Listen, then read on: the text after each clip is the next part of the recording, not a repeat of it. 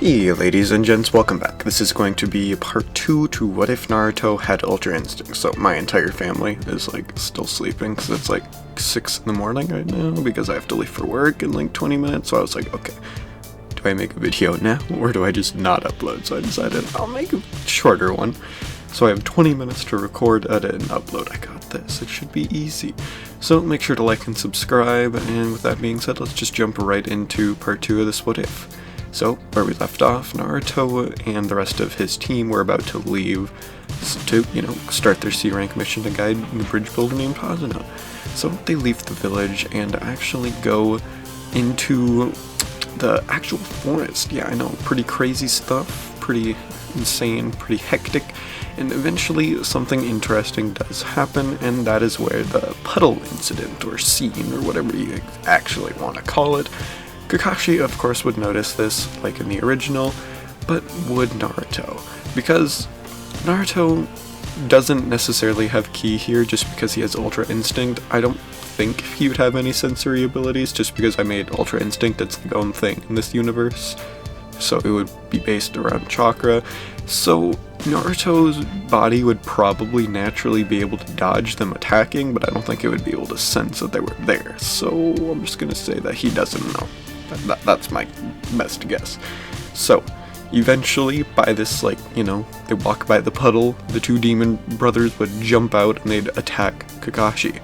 Kakashi pretends to let himself die, just like in the original, and Naruto goes and absolutely shits on the two Chunin brothers. They are absolutely nothing to him, and he doesn't really have much difficulty with it. So, Naruto, he thwarts all of their plans, and Kakashi comes back out and he's like, good job, I guess. And Naruto's like, yeah, I saw you run away. I knew you weren't dead. Stupid dumb. Kakashi's like, oh, you can keep up with my body flicker, eh? Not bad, Naruto, not bad. So they continue walking forward until eventually the mist is just too thick. And they can feel that there is chakra inside of it, even though none of them are really sensory ninja. So they know that this is obviously the doing of some kind of jutsu. And Kakashi comes to the conclusion that it must be Zabuza Momochi of the mist, and a giant sword flies over their head at this point. Everybody ducks under it, and that whole spiel goes down, and Zabuza starts giving his little speech.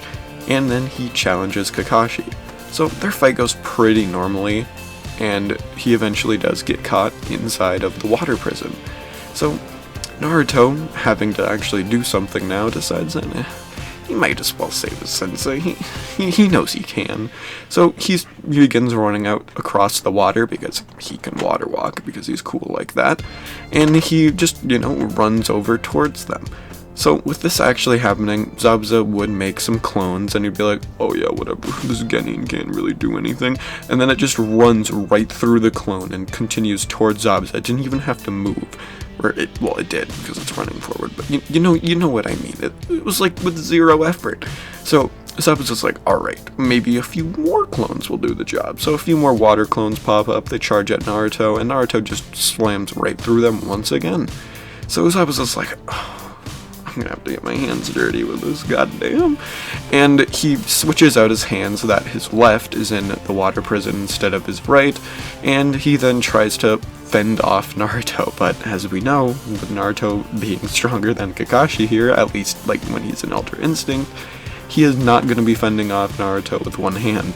He easily sends Zabuza away from the water prison, and Kakashi would inevitably break out, and he asks Naruto to leave so he can resume his fight, but Naruto says no. He wants to do this by himself because he has a technique that he hasn't really been able to try out too much, and he's been wanting to use it for quite a while in an actual fight. So Kakashi's like, whatever, I guess I can't really say no because you just saved my life with absolute ease, so sure, go for it, have fun with that. So Naruto activates his Ultra Instinct. At this point, his stamina with it isn't that good. Like I was saying in the last part, he can only hold it for probably 20 minutes, maybe just a few, I don't know. We're gonna say he can hold it for 20 something, maybe half an hour, and he activates that power. His hair turns white and his eyes turn silver as he pretty much is just standing in front of Zabuza. Zabuza doesn't think much of this. He's like, oh, whatever, hair change color, whatever. Like, come on, hair dye, come on. What, like, bro, what the fuck are you doing? And Naruto completely blitzes him. He goes so fast, Zabuza wouldn't be able to see it. Now, Kakashi wouldn't even be able to see Naruto move with his Sharingan, so Naruto's going real fucking fast here. He charges across the field, or the water, lake, river, whatever it is they're in, and goes and just absolutely shits on Zabuza. Before Haku can even come out, Naruto has Zabuza sitting, like, on his knees, looking up, as Naruto's about to do, like, the final blow to him. So this is the point where Haku steps in. Except for one thing. Naruto sensed Haku. Because of how Ultra Instinct works, and how it, like, naturally dodges any, like, hostile attacks or attempts against you, Naruto would, like, naturally try to dodge the needles that were thrown because of just the personality and mindset of the one who threw them. So with Naruto dodging, he realizes this, then was like, wait, those were or were not meant for me, because I had to dodge out of the way of them. So he stops Haku, and he's like, no, I'm not just gonna let you take them, just because, you know, Naruto knows kind of at least a little bit how Ultra Instinct works, so he's like, okay, I wouldn't have dodged that if you didn't have some sort of hostile intent, like, towards me, so will you, like, let me know what that is? And Haku, realizing he's not gonna be able to get out of the situation, he just decides, you know what, fuck it, he has to fight Naruto now. Instantly, activating his, like, demonic ice mirrors, he traps Naruto inside of them. However, with Naruto still being an Ultra Instinct, and he's been probably in it for a few minutes now, he still has quite a while on his little timer to actually deactivate the power. He would completely shit on Haku, too.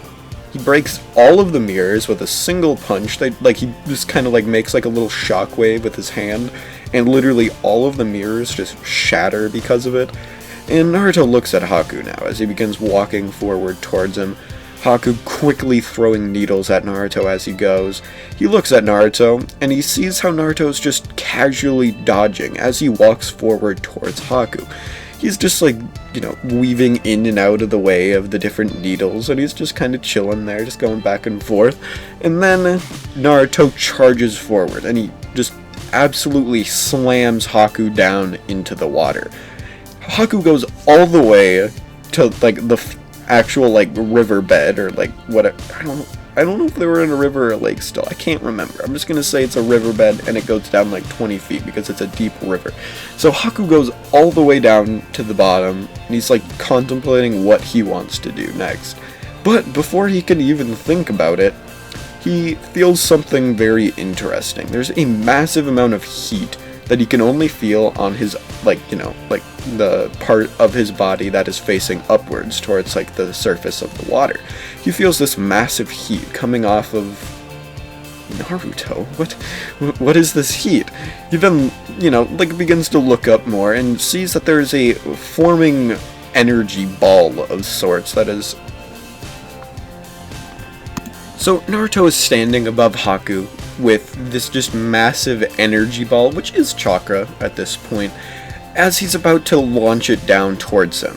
So Goku developed a bunch of extra techniques when he, like, got, like, you know, Ultra Instinct, like, random different things, like, in his body's, like, self-defense kind of stuff. So Naruto would be able to, like, use attacks like this. So this attack would absolutely obliterate Haku. He would, like, instantly die from it. Like, he doesn't even, like, have any chance.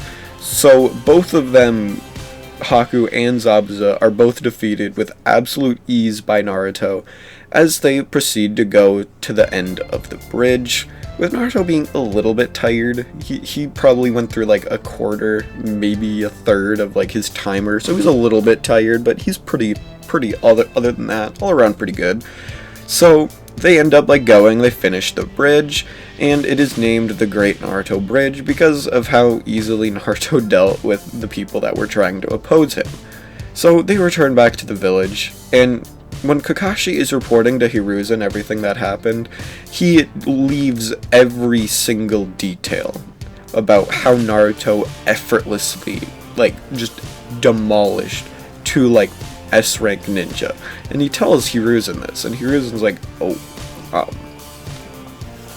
Kage assassin and his sidekick, which is supposedly stronger than him, and Naruto took them out in minutes. Huh. Isn't that interesting? But that's where I'm going to be leaving this part off. I'll see you guys in the next part for the Chunin exams. Bye-bye.